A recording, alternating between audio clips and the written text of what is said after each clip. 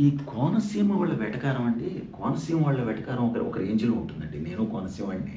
మా అమ్మ మరీ పక్కా కోనసీమ.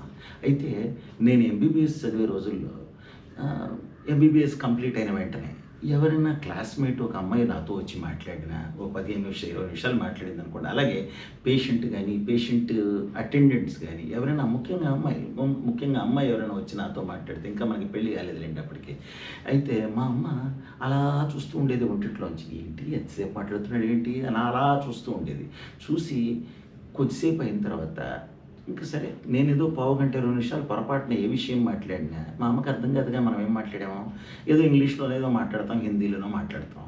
దాంతో ఆ అమ్మాయి వెళ్ళంగానే ఇంకా గేట్ దాటకముందే, "ఎవత్తిరా అది?